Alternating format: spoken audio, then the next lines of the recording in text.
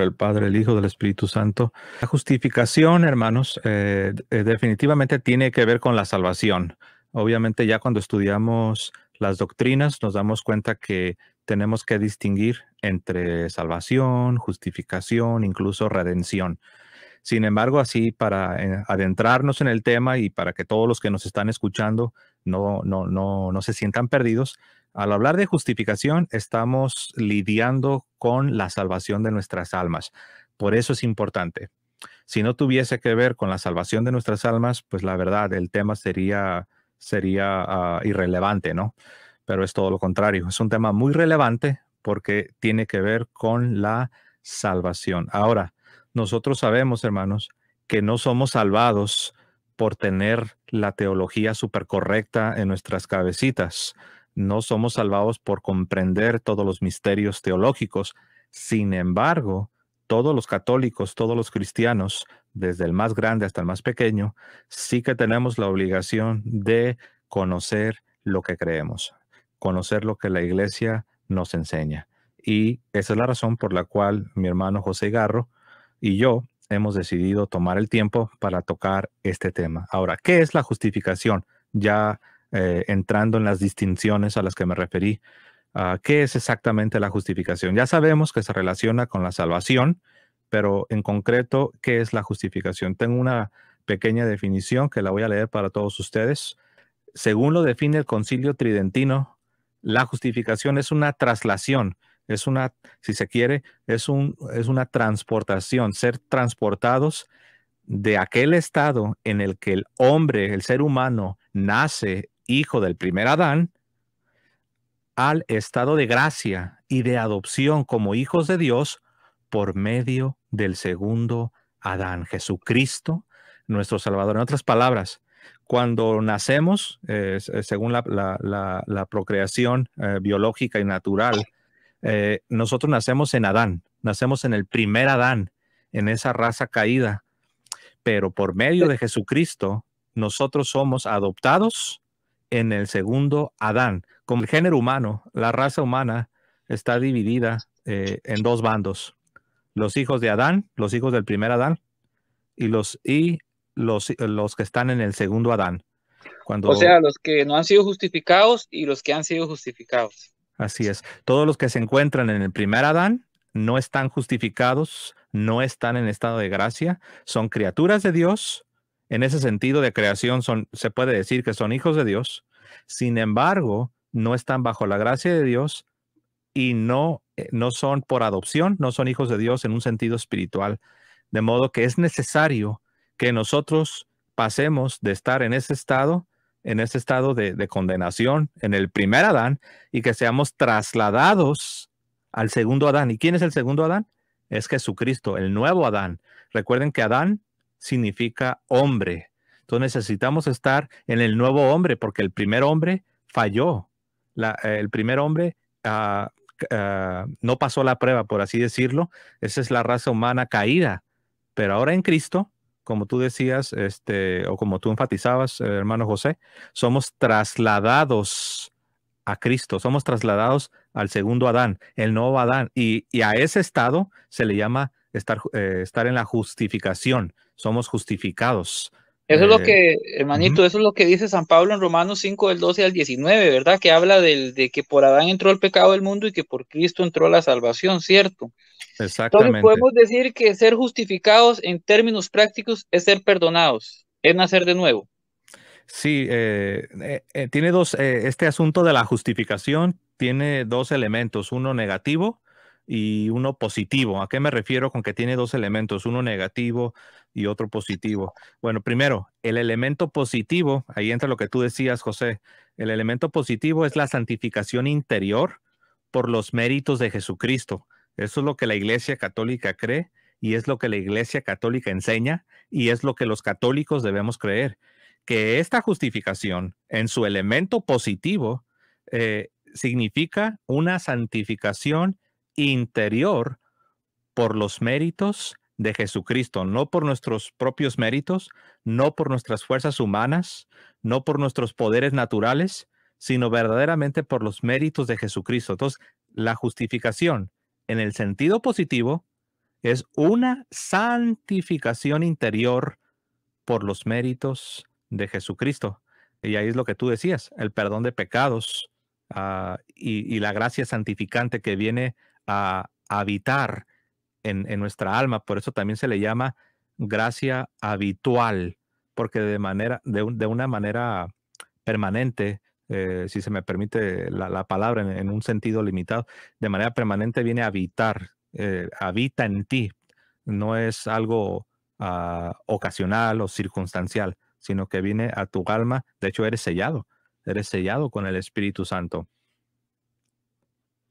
Entonces, la persona justificada es aquella persona que recibe el perdón y es regenerada, ¿cierto? Así es. Pero Ujú, ahí me surge una pregunta, hermano. ¿Cuál es la ujú. diferencia o es lo mismo que la redención, que ser redimido, que ser salvo? Eh, bueno, en el lenguaje popular, muchas veces o a menudo se utilizan las palabras justificación y redención de manera sinónima. Y se puede entender, pero ya cuando se trata de distinguir, cuando se trata ya de lo que es el estudio de la teología, la redención, teológicamente hablando, cuando hablamos de redención, es para referirnos a la obra única, a la obra perfecta que nuestro Señor Jesucristo ha llevado en la cruz del Calvario.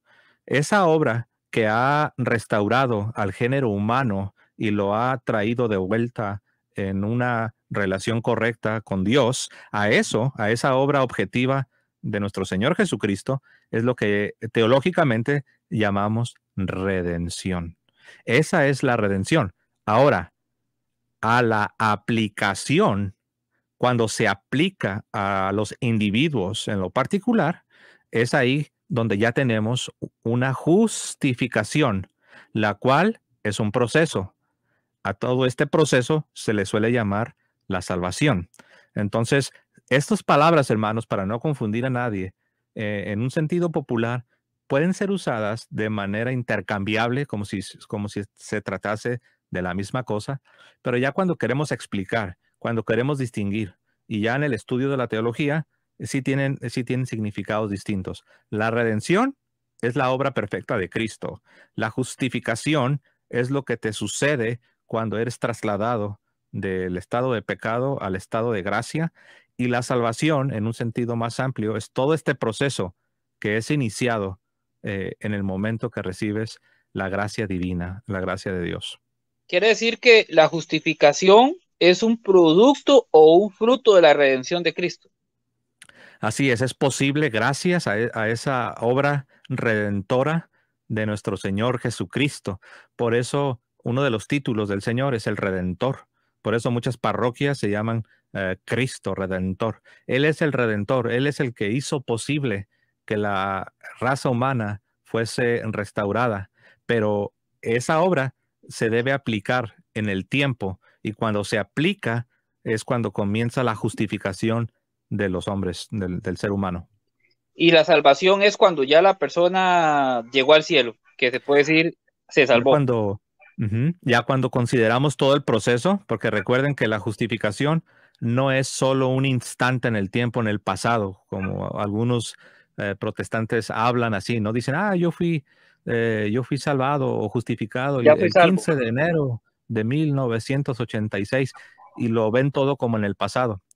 La Sagrada Escritura comprende no solo el pasado, no solo el inicio, sino es el inicio, sí, claro. Y luego hay un desarrollo, hay una progresión. Y luego hay una consumación, es pasado, presente y futuro. Entonces, todo ese proceso es lo que llamamos justificación. Por eso se dice que la justificación va en aumento, debe ser aumentada. Los protestantes lo que hacen, al menos los de la teología reformada, ellos han creado una separación entre justificación, que es la parte inicial, así la ven ellos, y dicen que todo el resto ya es santificación. Y dicen que esta santificación no afecta tu justificación o no afecta tu salvación desconectan la santidad del estado de gracia. Es un tanto confuso, la verdad. Yo he hablado, obviamente he hablado con muchos reformados y siempre están batallando para tratar de conciliar esa separación, que no debe haber una separación, debe haber Entonces, distinción. entonces, hermanito, no se vale ese yo soy salvo ya. Yo soy Es, salvo, siempre ujú. salvo. No se vale. Sí, que hay que decirlo que no todos los protestantes creen esa doctrina de una vez salvo, salvo para siempre. Sin embargo, hay quienes sí lo creen. Y refiriéndonos a ellos, a los que sí lo creen, están en error. Esa doctrina de una vez salvado, salvado para siempre, es un error porque, como estaba mencionando, ¿no? En la Sagrada Escritura y lo que la Iglesia enseña es que la justificación no, no es solo un instante en el tiempo, sino es un proceso. Por eso la Biblia en la Biblia te vas a encontrar pasajes donde se habla de salvación o de justificación en los tres tiempos: pasado, presente y futuro. Interesante. Sí, pero que aunque hay protestantes que creen que la salvación se pierde, ¿verdad? Los de corte arminiano, pero igual ellos dicen yo soy salvo, yo soy salvo. Y eso es un error, ¿no? Porque la persona puede Ah, decir que está salvo ujú. cuando está en el cielo, ¿no? Puede decir estoy justificado, sería lo más correcto, ¿no? Bueno, sí, es que el asunto ahí está que el significado que ellos les dan a los términos es un significado distinto al que la iglesia de manera tradicional le da a las palabras. Ese es el asunto, que cuando tienes un grupo que se aparta de la iglesia, entonces comienza el desarrollo de una nueva teología.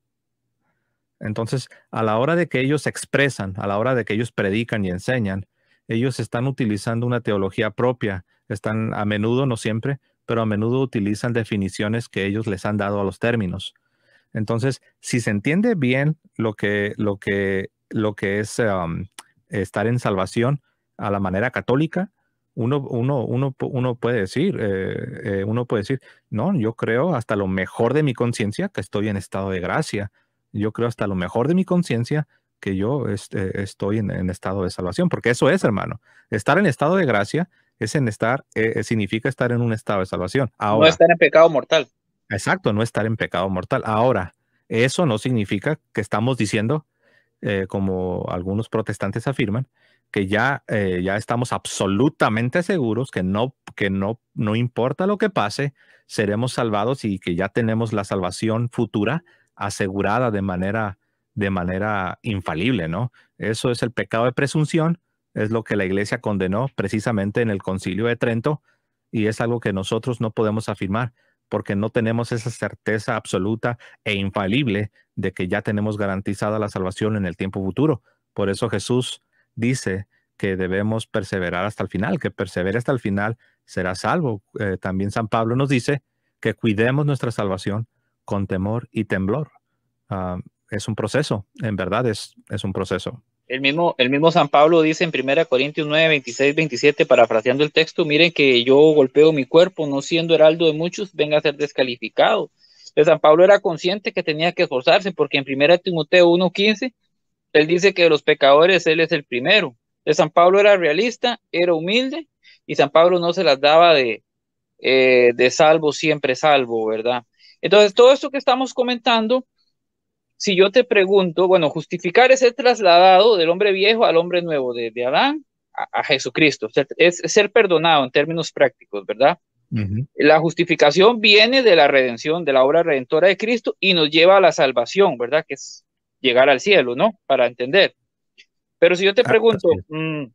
entonces en términos prácticos, ¿cuál es la diferencia de la justificación según la doctrina católica o el cómo ser justificados y la doctrina protestante? O sea, ¿cómo somos justificados? Ok. ¿Y cómo lo enseña la Iglesia Católica? ¿Y cómo lo enseña el protestantismo? Ok, vamos a hacer algo. Voy a leer lo que dice el compendio del catecismo que preparó, si mi memoria no me falla, el Papa Emérito Benedicto XVI. Y les voy a leer lo que dice este compendio del catecismo de la Iglesia Católica. Esa la pregunta, precisamente la pregunta es, ¿Qué es la justificación? ¿Qué es la justificación? A lo cual el compendio del catecismo responde, la justificación es la obra más excelente del amor de Dios. Es la acción misericordiosa y gratuita de Dios que borra nuestros pecados y nos hace justos. Nótese que dice hace. Ahora tú dirás, pero ¿por qué dices esto?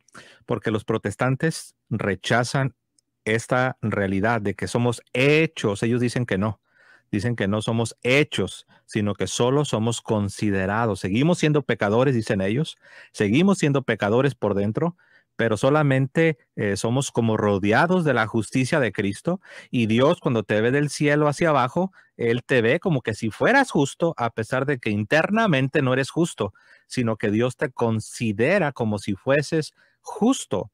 Pero vean lo que dice el compendio del catecismo. La justificación es la obra más excelente del amor de Dios.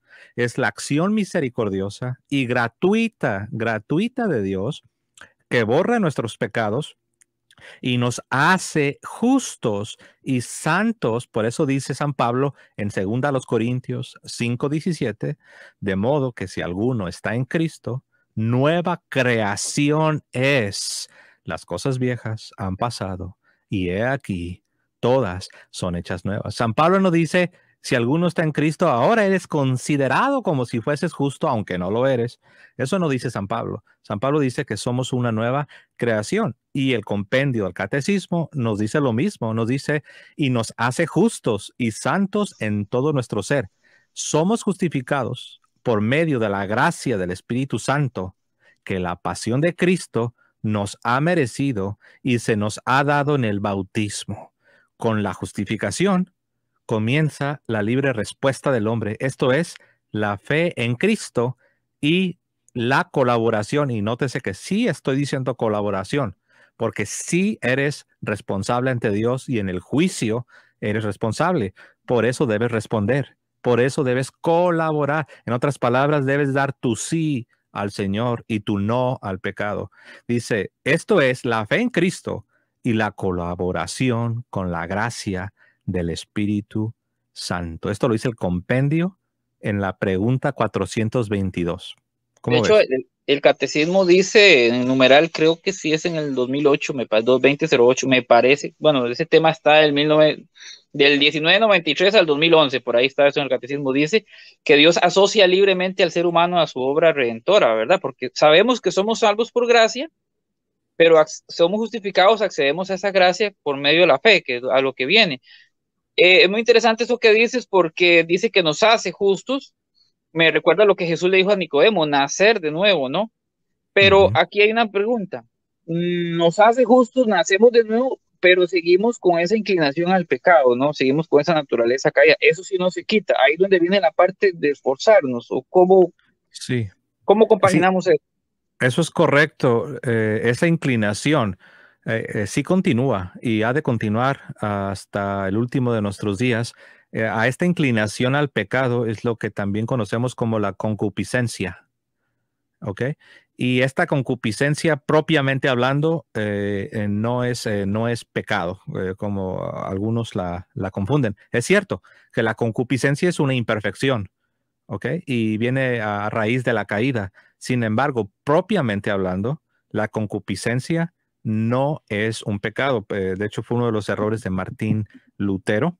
Por eso él desarrolló ah, una obsesión, porque parece que él tenía problemas para distinguir entre la invitación al pecado o la inclinación al pecado y el pecado en sí mismo. Entonces, el católico, no solo Lutero, ¿no? Pobre Lutero, ¿no? Muchas veces lo agarramos de cliente y siempre le estamos achacando todas las cosas malas que hizo, ¿no? Pero nadie estamos exentos de poder caer en semejante condición, de estar confundiendo la concupiscencia, la inclinación o la invitación al pecado con el pecado en sí mismo. Entonces sí, lo que tú dices es correcto.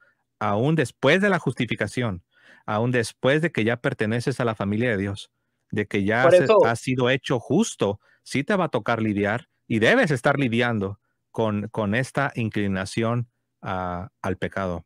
por eso no se puede decir que ya soy salvo y siempre salvo, y no, viene el tema de esforzarse, de santificarse y todo el asunto de orar, de ir a misa, de frecuentar los sacramentos. Eh, bueno, a los hermanitos que están en el chat, un saludo cordial, den like, compartan, ¿verdad? Estamos aquí con el hermanito José Plasencia hablando de la justificación, que nos está dando una cátedra tremenda. Si tienen alguna pregunta, la pueden poner en el chat y ahí trataríamos de contestarla. Hermanito, nosotros somos justificados por medio de la fe, ¿cierto? O sea, se recibe por fe, pero la Iglesia Católica enseña que es una fe viva, como dice Santiago, la fe sin obras está muerta. Esa sería como la diferencia con la teología protestante, porque ellos hablan de la sola fe, pero nosotros como Santiago hacemos fe y obras para recibir esa justificación. Es una fe viva, ¿no? ¿Cierto? Sí, la fe que salva es una fe viva. No puede ser una fe sola, como decía Lutero, porque la fe sola está muerta. La fe sin obras está muerta. Entonces, la fe que salva, la fe que es la fe de la justificación, es una fe viva. Es una fe que, como lo dices, Santiago en su carta, que de hecho, pues Lutero la rechazó como inspirada, pero Santiago claramente lo dice, que la fe sin obras está muerta, y en Santiago 2:24 se refuta, en verdad cuando digo se refuta no lo digo a la ligera, en verdad si tú vas a Santiago 2:24 verás que se refuta del todo la doctrina o la idea luterana de que somos justificados por la fe sola, porque Santiago lo dice así, dice, ya veis, hermanos, que el hombre, hablando del cristiano, el hombre es justificado por las obras. Obviamente él está hablando de las obras de la gracia, las obras cristianas. Dice, ya veis, hermanos, que el hombre es justificado por las obras y no por la fe sola. Y por eso Lutero despreciaba la carta de Santiago, y aunque sí la tradujo, sí la tradujo y sí la anexó en su traducción, pero él se aseguró de agregar un encabezado, un prefacio, donde él dice que no es inspirada, que no pertenece al verdadero canon, o como decía Lutero, no pertenece a mi verdad, él decía, no pertenece a mi canon. No, le Él le llamaba gustaba. libro de paja, ¿no? Libro de Sí, le paja. llamó un libro de paja en el sentido de que puede ser arrojado al fuego y quemado, o sea, algo que no permanece, utilizando la figura de San Pablo, ¿no? Que lo de paja se quema, ¿no? Pero lo que es oro, eso al contrario, en lugar de quemarse, se purifica y cobra valor. Entonces, sí De le llamó. hecho, Ujú. De hecho, es interesante eso que dices, perdón, porque a veces cuando se debate el tema del canon bíblico, los protestantes hablan de 7 libros menos en el Antiguo Testamento y que la iglesia se los agregó, pero muchos de ellos no saben que el protestantismo también quiso sacar libros del Nuevo Testamento, incluyendo la Carta de Santiago, me parece que el Apocalipsis, ¿verdad? Haciendo como un paréntesis, eh, ellos dicen, no, es que los del Antiguo Testamento, pero no saben que el protestantismo quiso sacar también libros del Nuevo Testamento, como la Carta de Santiago por este tema, ¿no? Sí, de hecho, Martín Lutero intentó ser un poco más consistente que otros protestantes, porque si tú preguntases, ok, en principio, ¿cuál es la razón por la cual Martín Lutero proponía deshacerse no solo de libros del Antiguo Testamento, sino también de libros del Nuevo Testamento? Y la respuesta es muy sencilla, es porque como los reformadores, según tenían un lema que se llamaba volviendo a las fuentes, o regresando a las fuentes.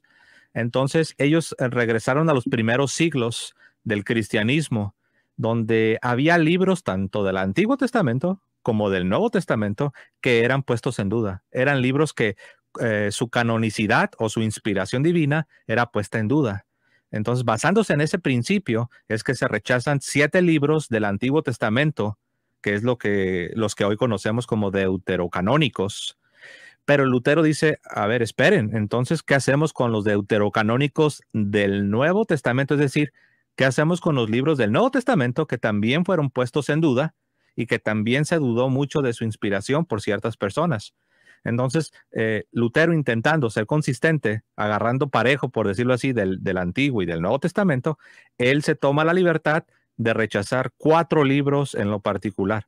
Martín Lutero rechazaría Santiago, Hebreos, Judas y Apocalipsis. Ahora, hay que decir, Martín Lutero también fue selectivo, Porque si tú preguntas, ¿solo 4 se ponían en duda? La respuesta es no. Eran 7 libros del Nuevo Testamento. Qué Wow. casualidad, ¿no? También eran 7 del Antiguo y 7 del Nuevo. Eran 7 que se ponían en duda, pero por alguna razón que desconozco, Martín Lutero fue selectivo y él solo rechazó la inspiración divina de 4 libros. Entonces, bueno, como dices tú, no nos queremos salir del tema, pero la razón que llegamos a este punto es porque la doctrina luterana de la justificación por la fe sola, sin la necesidad de las obras, es refutada precisamente por Por la Santiago carta de Santiago. 2:24, ¿no? Fíjate, permíteme leer en continuación de lo que les estaba leyendo, ¿no? Recuerden que les mencioné que la justificación tiene 2 elementos, uno positivo, o sea, te da algo, y también tiene un elemento negativo, o sea, te quita algo. Fíjense qué bonito la justificación. Te da algo y también te quita algo. Entonces ya vimos que lo que nos da es santidad, ¿verdad? Y lo que nos quita o el elemento negativo es a donde quiero llegar. Dice, aunque estos elementos son objetivamente inseparables, o sea, lo que recibes y lo que te es quitado, es como que todo funciona, es parte de un todo. Y vean, dice, aunque estos 2 elementos son objetivamente inseparables, ya que el perdón del pecado es prácticamente un efecto de la santificación interior, debemos tratarlos por separado para poder refutar más eficazmente la herejía luterana de que el pecado no se borra, sino que simplemente, entre comillas, simplemente se cubre, y que la justificación consiste, según ellos, en una imputación. Yo lo explico como que imagina que estás tú parado y llegan y te ponen una sábana arriba de ti, un Ujú. casco, una cápsula, una burbuja. Así Te veían ellos. etiquetan. Sí, ajá. Ellos no creen que la justificación es algo que no creen que sea un cambio en tu interior. Por eso ellos dicen que no somos hechos justos, sino que solamente somos considerados justos. Y por eso ellos le llaman imputación. Imputación. Una Sí, imputación externa. que no responde por la respuesta libre del hombre. Un saludo cordial a los hermanitos en el chat, den like y compartan. Por ahí anda mi Beticita, vale. Cuídese, dice que anda en la calle. Saludos a los Ok. hermanos del chat. En- Si alguno tiene una pregunta, la puede escribir en el chat, para que aquí el hermano José Plasencia nos responda. ok, Saludos, de para, verdad. para continuar, hermano, entonces esta imputación de la que hablan los protestantes, al menos los históricos, esta imputación es algo externo, y dicen que lo que se te imputa es la justicia de Cristo, y esta justicia de Cristo vendría siendo como la burbuja o la sábana, o como decías tú, la etiqueta que te queda por afuera. Entonces, quiero decir algo sobre lo que se nos quita, el elemento negativo. Eh, Primero, Lutero sostenía que la naturaleza humana estaba radicalmente depravada. Ahí entra la famosa total depravación de la naturaleza humana. Ujú. Él sostenía que la naturaleza humana estaba radicalmente depravada por el pecado original. Y decía él que la justificación consiste en que el pecado original y mortal ya no se imputa al pecador, o sea, ya no se le considera. Es decir, no se borra, sino que se cubre. Él decía que se cubre. Y él ponía un ejemplo. Era un ejemplo que tal vez suena tal vez nos sonará un poco rudo a nosotros, porque era un ejemplo que los campesinos de la región donde él vivía, los campesinos podían entender el ejemplo. Y él decía que era como una montañita de estiércol, que eran comunes en los campos. Él decía que era como una montañita de estiércol, que cuando venía el invierno y descendía la nieve, esa montañita de estiércol era cubierta por la nieve, por la blanca nieve, por la pura y blanca nieve. Y él decía, así es la imputación de la justicia de Cristo. Dios ya no ve el estiércol de adentro. Dios ya no ve la negrura, las tinieblas de tu pecado, sino que ahora Dios ve la nieve, la blancura y la pureza de afuera que representaría la justicia de Cristo. Y la Iglesia Católica tuvo que condenar esa doctrina, porque lo que enseña la Escritura, lo que enseña Cristo, San Pablo, y lo que siempre se ha enseñado es que esa no es la justificación. La justificación es que viene la gracia divina y ocurre una transformación interior en el alma. Hay un cambio interior, una santificación interior. En verdad, eres hecho justo, aunque no significa que ya eres libre del todo. O sea, no significa que ya no tienes lucha con el pecado, porque tú lo dijiste, todavía permanece la inclinación al pecado, que es lo que se le llama la concupiscencia. Entonces, esa es la razón por la que la iglesia condena la idea luterana de la imputación, y a donde quería llegar es a esto. El perdón de los pecados, por tanto, según lo explicaba Lutero, consiste simplemente en que ya no se te imputan los pecados, allá Dios no te los toma en cuenta. Esta herejía fue incorporada en la fórmula de la concordia, que es la fórmula luterana, en la fórmula de la concordia y en otros libros simbólicos de la iglesia luterana, y posteriormente adoptada por Juan Calvino. Ahora, la iglesia católica siempre, hermanos, siempre ha sostenido que la justificación es una renovación del alma, por la que sí se borran los pecados del hombre y éste se convierte, noten la palabra, convierte, hay una conversión, transformación, renovación, santificación interna. Ahora, algunos protestantes responden diciendo que sí creen en todo esto, pero dicen que eso ya viene después y no es lo mismo que la justificación. Ese es el error luterano, ese es el error de la teología protestante histórica. Ahora, sí hay una conversión, sí son borrados los pecados, sí somos hechos justos, y esto se aplica esto se aplica en primer lugar al pecado original, y nos dice el concilio. Vean lo que dice el concilio.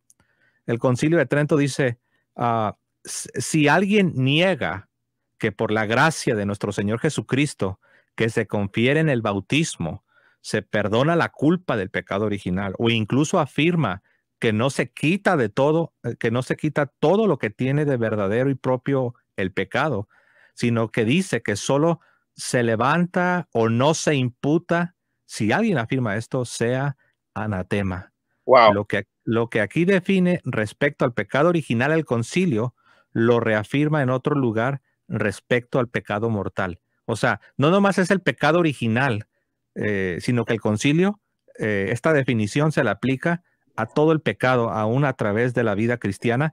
No es cubierto solamente, no es solamente de que Dios ya no lo ve, no, Dios lo borra, Dios en verdad, sí hay una transformación, una renovación, una santificación en el alma cristiana. De hecho, es muy interesante porque, bueno, por pecado original el catecismo define que es la pérdida de la santidad y la justicia originales, ¿verdad?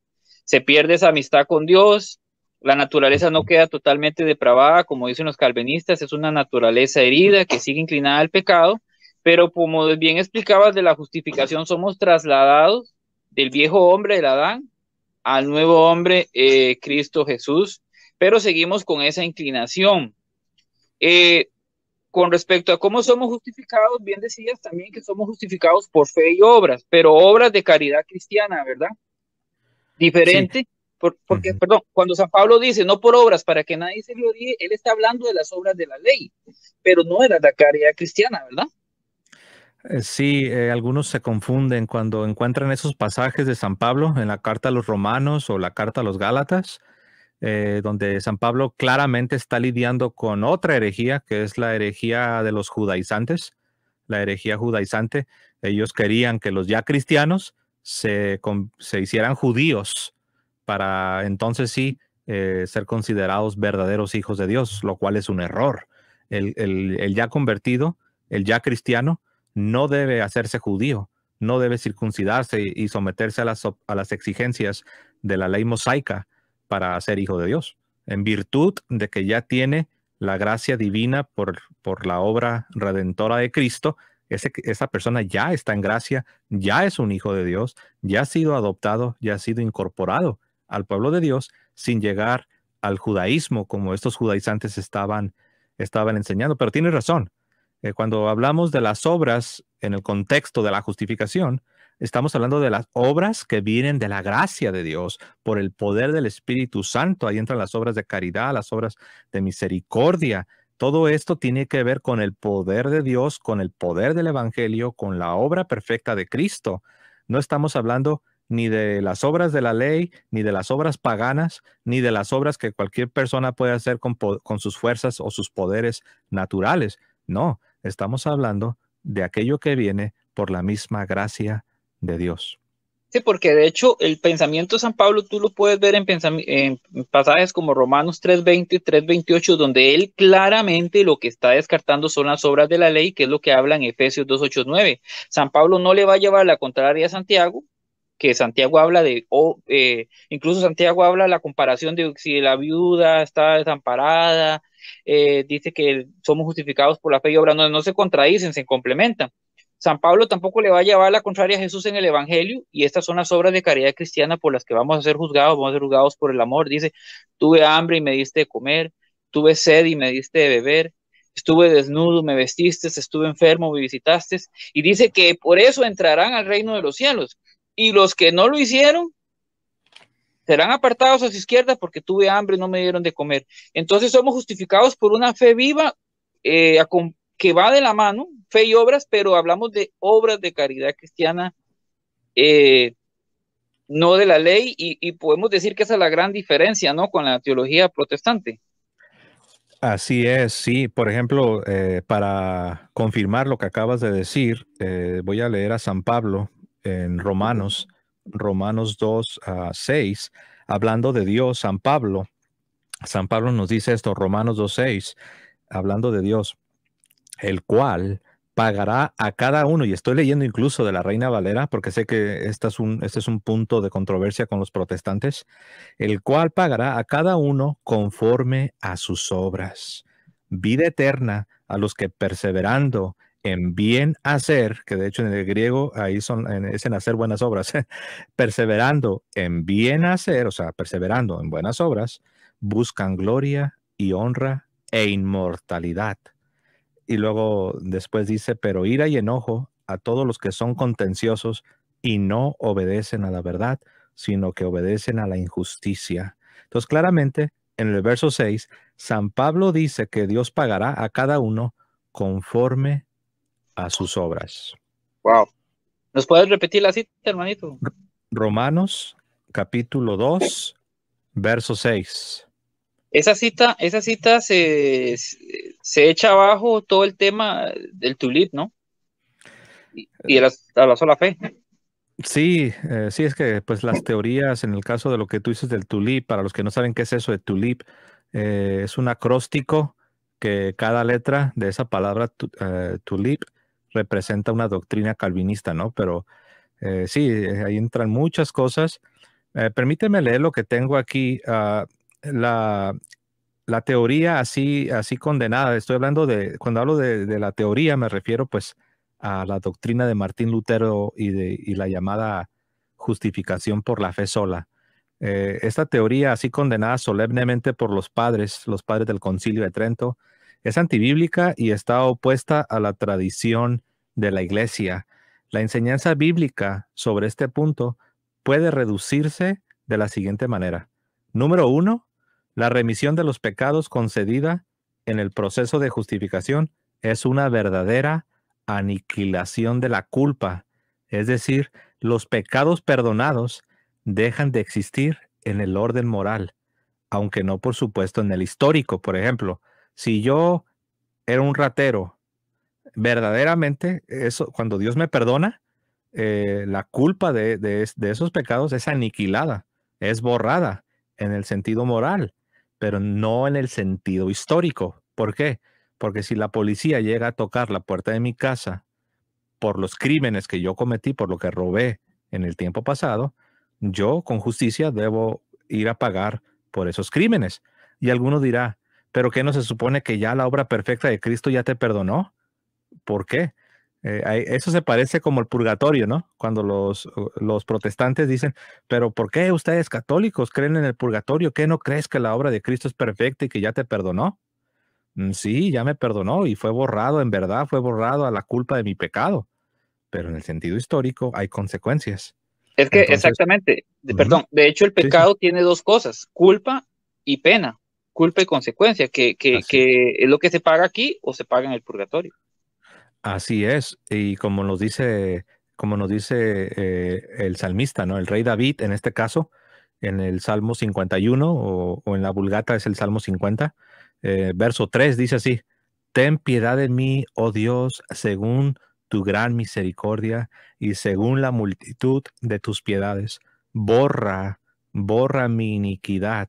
Y también en Isaías 43:25, Isaías 43:25, yo soy el que borra tus iniquidades. Después de que Dios ha borrado un pecado, este pecado ya no existe. No es como decía Lutero, que sí existía, pero que Dios como que si se hacía que no lo veía o como que ya no lo consideraba. Entonces, para que vean que la doctrina de la iglesia está en consonancia con la realidad, o sea, no es, por eso algunos describen la teoría de Lutero como una ficción legal, ficción de algo falso, algo que no es real, una ficción legal, porque Lutero decía que seguías siendo un pecador, pero que Dios como que ya no ve que eres un pecador y ahora solamente te ve como que si fueras un santo y un justo. Y la iglesia condenó eso porque no es esa la realidad cristiana. Entonces, permítame un Esa, momento. Ujú, esa adelante, teología hermano. estaría diciendo que el poder de Dios es incapaz de regenerarte por dentro, estaría diciendo que es limitado, ¿no? Prácticamente de manera indirecta, aunque yo sé que no es el propósito, pero la conclusión sería esta que acabas de decir. Por ejemplo, mira, en Hechos 3:19, leemos: Por tanto, arrepiéntete y conviértete para que tus pecados sean borrados.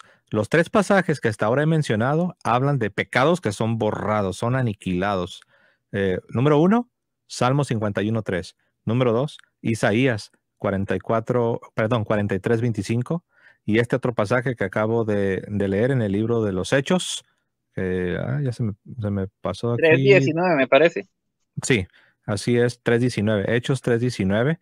Incluso también, no lo leí, pero lo leo ahora, Isaías 44:22. He borrado tus iniquidades como una nube y tus pecados como una niebla. ¿Cómo como una niebla? Pues sí, la niebla, te asomas por la ventana y la ves que está lleno de niebla y 15 minutos después te asomas y ya ha desaparecido. Así sucede con tus pecados en la justificación que el Señor te concede por su gracia. Son borrados tus pecados. No es de que sigues viéndote como un pecador miserable y sigues siendo un pecador, pero que solamente Dios como que, como que si no lo ve, o como decía Lutero, ¿no? Que estás rodeado. Dice, tú por dentro sigues siendo un, un impuro, un pecador, pero solamente te rodea por fuera la justicia de Cristo. Eso no lo enseña la escritura, no lo enseña la iglesia. Entonces estamos viendo dos grandes diferencias entre la teología de la justificación según la Iglesia Católica, la Iglesia de Cristo y la teología protestante. Una, el efecto de la justificación. Ponías el ejemplo de la nieve sobre el estiércol, ¿no? Como quien dice, nada más tapa, como el que barre y echa bajo la alfombra. Te hace ver, eres considerado. Y la segunda diferencia, que somos justificados por una fe viva, una fe que va con obras de caridad cristiana y ellos dicen sola fe. Entonces, ¿podemos concluir que esas son las dos grandes diferencias? ¿O podríamos ver algo más? Pues esto que acabamos de mencionar, esto lo abarca todo, ¿no? Pero si queremos ir desmenuzando, hay muchas ramificaciones, ¿no? Yo creo que aquí, para ya manejarlo ya más a un nivel más práctico y no estar manejando demasiados términos, a un nivel práctico pudiéramos manejarlo de la siguiente manera, a manera de pregunta. ¿Son necesarias las buenas obras para la salvación final? ¿Sí o no? Es una pregunta. ¿Son necesarias las buenas obras para la salvación final? ¿Sí o no? El Dice, protestante responde que no son necesarias.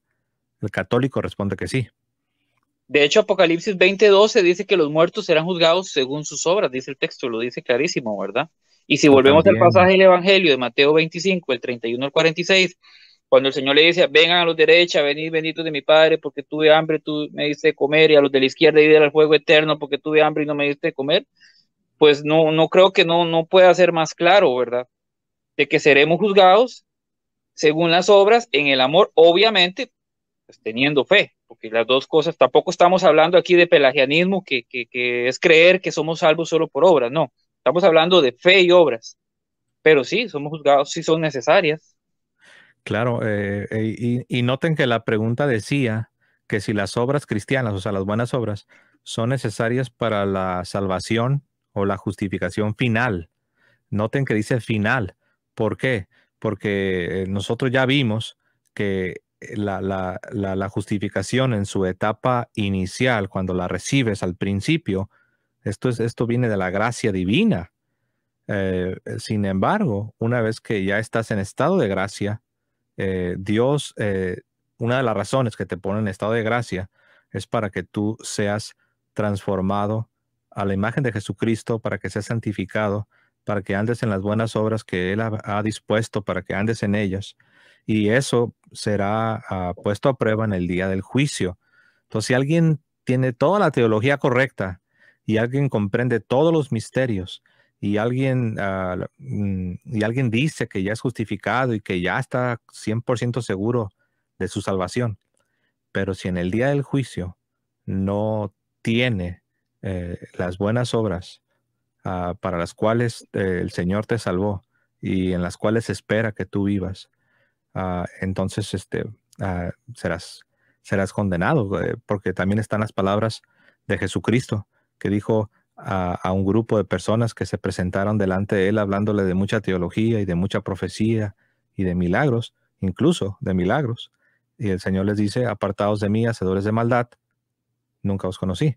Entonces ahí vemos que al final del día necesitas tener las buenas obras cristianas que son posibles por la gracia de Dios, por la gracia divina. En otras palabras, la justificación, la justificación significa ser santo, es santificación. Es la gracia santificante, ¿no? Que es el proceso. Que cuando decimos Ujú. perder la salvación, en realidad se refiere a caer de esa gracia santificante, ¿no? Sí, y es lo que más niegan los protestantes. Ellos niegan a capa y espada que la justificación sea lo mismo que la santificación. Ellos dicen la santificación sí es importante y sí debemos buscar la santificación, pero la santificación es independiente a la justificación y no afecta. Dicen que la santidad no afecta tu justificación. O sea, lo separan. Este, una cuestión muy importante porque la sola fe, el término sola, fue algo que Lutero agregó, porque fue él, me corriges, fue él el que lo agregó en Romanos 3:28. Ahí no dice sola fe, él lo agregó, ¿no? Él manipuló el texto, ¿verdad?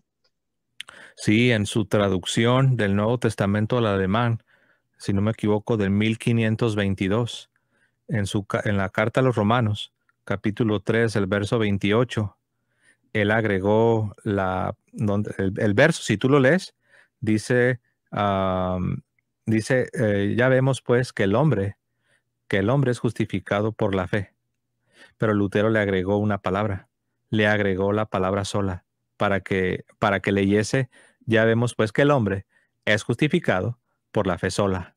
Él agregó esa palabra, claro, en alemán, porque estaba traduciendo al alemán. La palabra allein en alemán es allein, que significa sola.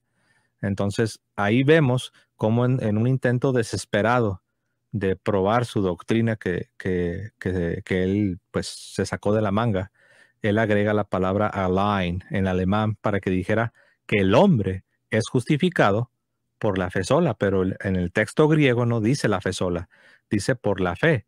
¿Y cuál es la fe bíblica? Pues es una fe viva. ¿Y a qué nos referimos con una fe viva? Una fe que tiene obras. Obras de caridad cristiana.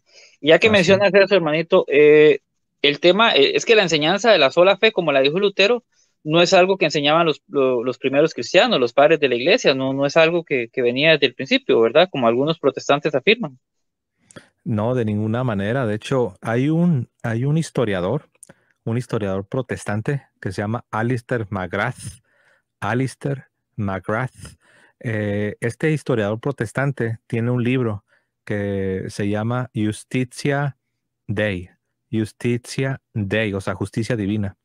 Y él hizo un estudio exhaustivo a través de todos los siglos de la historia del cristianismo. Y él no pudo encontrar la doctrina luterana de la llamada la fe sola, no la pudo encontrar antes de Martín Lutero. De tal forma que este historiador protestante, Alistair McGrath, tuvo que llegar a la conclusión de que esta doctrina de la fe sola era lo que en latín se dice novum, era una novedad, era algo nuevo. Entonces, ahí están las pruebas. Algunos en un intento desesperado de defender la doctrina esa de la fe sola, buscan de manera aislada frasecitas en la patrística, en los padres de la iglesia, buscan frases donde esté la palabra fe y la palabra sola para decir, ves, ahí está nuestra doctrina. Pero si lees el contexto, no están hablando de la doctrina luterana de la fe sola. Simplemente es como decir, la fe solamente, la fe solamente es la que nos salva. Y los católicos no tenemos un problema con decir, utilizar esa frase. Tenemos un problema con la doctrina de Martín Lutero, conocida como la fe sola. En otras palabras, fe sola no es solamente una frasecita, no es solamente un eslogan, es una doctrina de donde se desprende una teología. Por cierto, manito, un paréntesis, preguntaba Betty hace un rato que si Martín Lutero había sido excomulgado, si le había levantado la excomunión. No, bueno, sí y no. Sí, respondiendo a la primera pregunta, sí fue excomulgado. Y no respondiendo a la segunda pregunta, no se ha levantado la excomunión. Hay un mito que anda en las redes que supuestamente se le levantó la excomunión a Martín Lutero, el cual es falso. Hasta el día de hoy, la excomunión no ha sido levantada. Entonces, no sé de dónde sacan esa información que la excomunión de Martín Lutero fue levantada. Eso es más falso que un billete de $3. Así es, hermanito. Entonces nosotros podemos entender, como para ir recapitulando, ¿verdad? Esta tremenda enseñanza. Eh, la justificación no es otra cosa que ser pasado del viejo Adán, del viejo hombre, al nuevo hombre en Jesucristo, o sea, somos regenerados por dentro, ¿verdad? Esa Ujú. justificación es obra de la obra redentora de Cristo, es obra de la redención. Gracias a la redención de Cristo podemos ser justificados, hechos justos, perdonados, para alcanzar la salvación, ¿cierto? ¿Verdad? Que es un Sí. proceso, Ujú. está bien o correcto. Sí, es correcto, es un proceso santificador. La justificación es un proceso santificador, el cual conlleva las buenas obras cristianas que son posibles por la gracia de Dios, por el poder del Espíritu Santo. Y si no están presentes, si este proceso santificador no es una realidad en nuestras vidas, si estas buenas obras cristianas que son posibles por la gracia de Dios, por el poder del Espíritu Santo, si esto no está presente en nuestras vidas, en el día del juicio, entonces no podemos afirmar que seremos salvos, porque Dios, como dice San Pablo en Romanos 2, verso 6, Dios pagará a cada uno según sus obras. El mismo Señor Jesucristo en el Apocalipsis 3:10 dice: sé fiel hasta la muerte y yo te daré la corona de la vida. Entonces, también San Pablo, yo sé que nos estamos enfocando mucho en este asunto, ¿no? De la fe sola, y es bien importante, ¿no? Pero también San Pablo, la forma en la que él describe la justificación, este proceso de santidad, este proceso santificador, eh, la salvación, pues en otras palabras, la forma como él lo describe como, él habla mucho de ser coherederos con Cristo. Estoy seguro que te viene a la mente algunos pasajes, ¿no? Cuando escuchas eso de ser coherederos con Cristo. Pero cuando él habla de ser coherederos con Cristo, él también siempre lo relaciona con sufrir con Cristo. Entonces, en la teología de Pablo, en la teología paulina, otra forma de hablar de este proceso de santidad, de esta justificación que es un proceso, otra forma de hablar es ser coheredero, sí, porque por medio de que te uniste, como tú lo dijiste al principio, te unes a Cristo, pasas del primer Adán al segundo Adán, te unes a Cristo y eso es el inicio de la justificación. Cuando tú te unes, eres un coheredero. Eres heredero de Dios gracias a que te uniste a Cristo, a que eres un coheredero. En otras palabras, el verdadero heredero, el verdadero hijo, es Cristo. Tú también eres hijo y tú también eres heredero gracias a que te uniste a tu unión con Cristo. Ahora, aparte de que eres un coheredero, también debes ser un co-sufriente. Lo voy a repetir. Aparte de que eres coheredero con Cristo, también debes ser un co-sufriente con Cristo. Por eso San Pablo dijo, con Cristo estoy juntamente crucificado y ya no vivo yo, mas Cristo vive en mí. Toma su cruz y sígame. Exacto, exacto, me ganaste tomando las palabras de Cristo. Si alguno quiere ser mi discípulo, niéguese a sí mismo, tome su cruz cada día y sígame. Entonces, si alguien quiere utilizar una imagen diferente o una forma más fácil de entender de lo que estamos hablando, de esta justificación como un proceso de santidad, entonces este sería una buena imagen de que eres un coheredero en Cristo, pero también se espera que seas un co-sufriente. Debes llevar la cruz, debes estar crucificado. Por eso San Pablo maneja mucho el lenguaje de hacer morir las obras de la carne, hacer morir al viejo hombre, de estar crucificado. Habla también de quitarte el ropaje del viejo hombre y de ser revestido de Jesucristo. Entonces, otra manera de hablar de la justificación es hablar de sacrificio, de sacrificio, pero no cualquier sacrificio. Es el sacrificio de Cristo, pero tú te unes al sacrificio de Cristo y en esa unión en que te mantengas en ese sacrificio, en esa unión, por eso eres un co-sufriente. Cuando tú te mantienes así, es entonces cuando se dice que tú estás siendo justificado y si tú partes de esta vida en esta condición, entonces es cuando tú estás a salvo, mueres en la amistad de Dios, mueres en la gracia de Dios y hay un teólogo que hay que decirlo, el teólogo que señaló esto no es católico, es protestante, pero de hecho a él lo han atacado porque dicen que se está haciendo católico.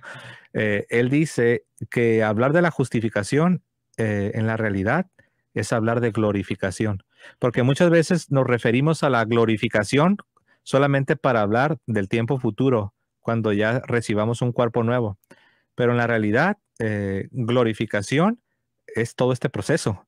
Cuando tú eres incorporado a Cristo, eres hecho hijo de Dios por medio de la gracia del bautismo, ahí comienza esta glorificación que tiene su cúspide, tiene su clímax, tiene su consumación en aquel día, cuando ahora sí recibas un cuerpo nuevo, y es entonces la consumación de este proceso de glorificación.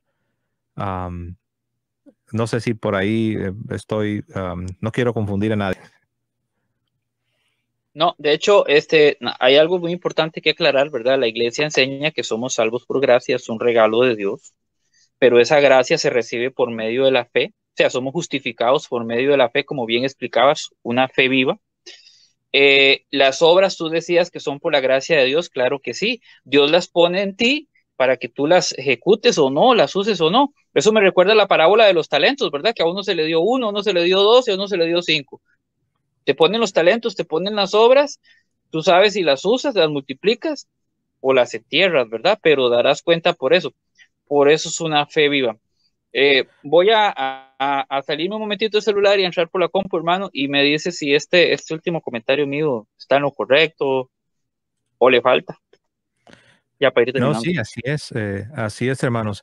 Entonces, en cierto sentido, podemos decir que este proceso de santificación al que llamamos justificación también es un proceso de glorificación que debe ser completado. De cierto modo, hermanos, San Pablo está enfatizando a su audiencia judía que la glorificación es como la cúspide o la punta del iceberg, es la cúspide o la punta del iceberg del gran fundamento de ser hijos de Dios por medio de Cristo.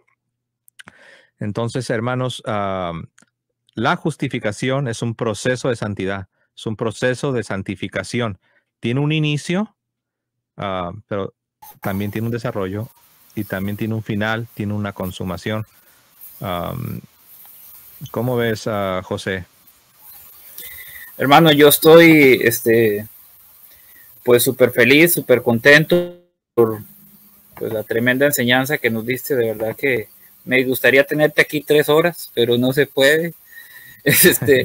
Sobre esta idea de la que estaba hablando, de cómo la justificación siempre va de la mano de la glorificación, o sea, porque muchos quieren hablar de la justificación como algo que ya quedó completado, es del pasado, y no es así.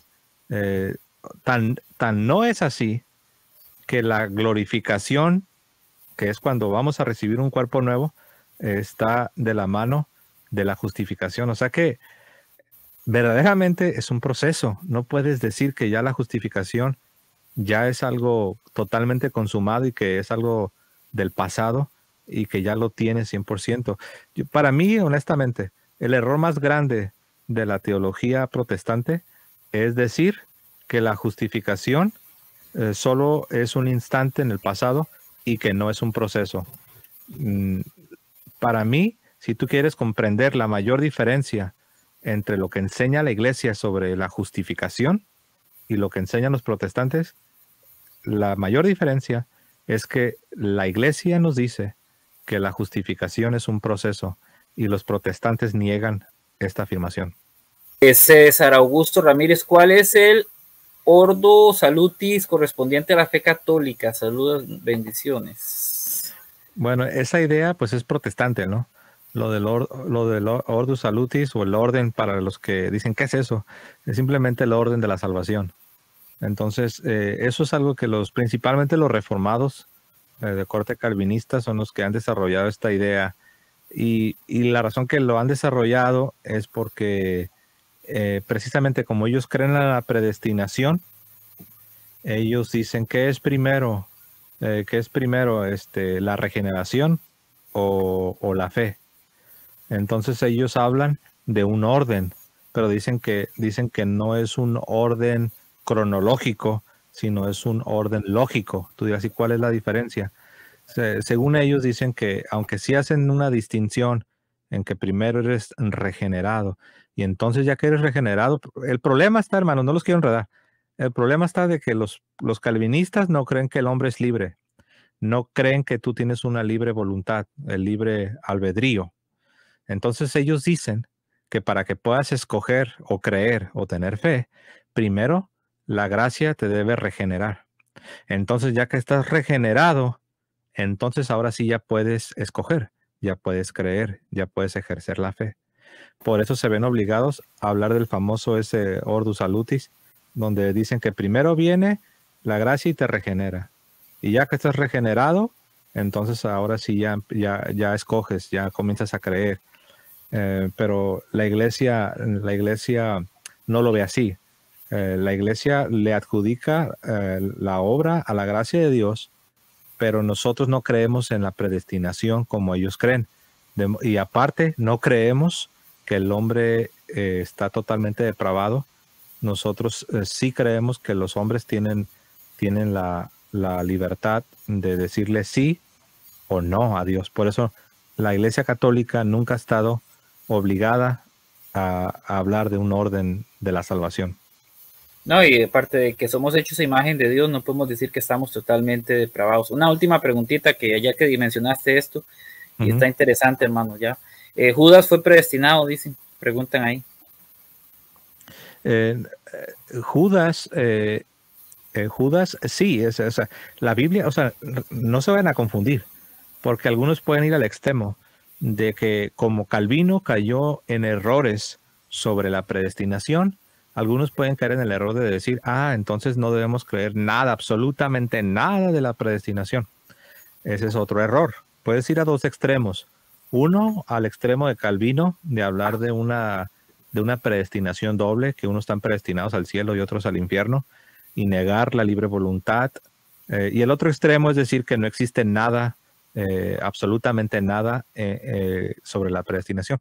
La iglesia no rechaza la predestinación porque la escritura nos habla de la predestinación. Lo que rechaza es la explicación de Juan Calvino. No solo Judas, sino también la Virgen María es predestinada. Y también se dice de los creyentes, se habla de los creyentes como predestinados. Lo que la iglesia sí condenó es la forma como Juan Calvino lo explicó. Entonces, Juan Calvino dijo que no tenías libre albedrío, que no tienes la capacidad de escoger. Y Juan Calvino dijo que unos están condenados al infierno y que otros están, por decirlo así, condenados al cielo. O sea, unos están predestinados al infierno y otros están predestinados al cielo. Esas son las cosas que la iglesia no aceptó y que la iglesia condenó. Pero sí existe el misterio de la predestinación. Pero como quiera que lo quieras explicar, o como sea que lo quieras explicar, debes preservar la libre voluntad del hombre para escoger entre decirle sí o no a Dios. Sí, porque Judas actuó también en su libertad, ¿no? Sí, en otras palabras, Judas era el hijo de perdición, pero Judas no fue el hijo de perdición aparte de su voluntad. Ahora, ¿cómo funciona el libre albedrío a la luz de la predestinación? La respuesta es un misterio. Ahora, a nosotros, a los seres humanos, no nos gusta esta noción de misterio, porque todo lo queremos saber. Y también tiene que ver con el orgullo, que queremos pretender que comprendemos y que hemos sondeado todos los misterios divinos, pero la verdad es que tenemos que ser humildes y reconocer que no podemos sondear y no podemos comprender todos los misterios de Dios. Unas últimas palabritas o algo más que quieras agregar o a este tema tan bonito. Pues yo creo que ya lo hemos dicho todo, ¿no? Pero pues, ¿qué les puedo decir, hermanos? Aquí es muy sencillo. Simplemente recuerden que dice el autor de la carta a los Hebreos que sin santidad nadie verá al Señor. Entonces, la justificación es un proceso de santificación. No es, como algunos lo imaginan, como un boleto que compras y que ya lo tienes asegurado. La justificación no es solamente un instante en el tiempo pasado. La justificación es hablar de un proceso de santidad y debemos mantenernos en ese proceso de santidad. Entonces, cuando tú escuches que tú puedes ser justificado 100% de una vez y para siempre, que es algo instantáneo que ocurre y que una vez que lo obtienes ya no lo pierdes, entonces debes saber que estás escuchando teología protestante. Y yo sé que hay variaciones. Están los otros más modernos que hablan de una vez salvo para siempre. Pero todas estas variaciones no son católicas. No las debes creer porque también van a afectar tu vida. Hay un calvinista que ahora es católico. Es un calvinista, nació en cuna calvinista y ahora es católico. Y él platica de cómo su teología calvinista ya le estaba afectando su vida moral, su vida espiritual. O sea, estaba afectándole en cómo él estaba lidiando con el pecado. ¿Por qué? Porque pues ellos creen que si eres predestinado, eres predestinado. Así es de que puedes coquetear con el pecado, puedes vacilar con el pecado, puedes darte ciertas libertades y permitir ciertas prácticas pecaminosas. Y él platica, él da testimonio de cómo su calvinismo lo estaba llevando de manera gradual a la inmoralidad. Dice, perdón que abuse, hermanito, pero Dice Predicador Expositivo, que es calvinista, creo que es Juan Peña, dice, pregúntale a Plasencia si es Dios quien justifica o tú mismo te justificas. Dios es el que justifica. Sí, la obra es de Dios, pero el debate, por así decirlo, el debate o la controversia no radica en quién es el que justifica, sino radica en qué es necesario para que esa justificación sea efectiva. Y nosotros sostenemos que como la justificación es un proceso, conlleva las buenas obras. Y también sostenemos que, pues que no es una fe sola, es una fe viva, es una fe que, como dice San Pablo, que obra por la caridad.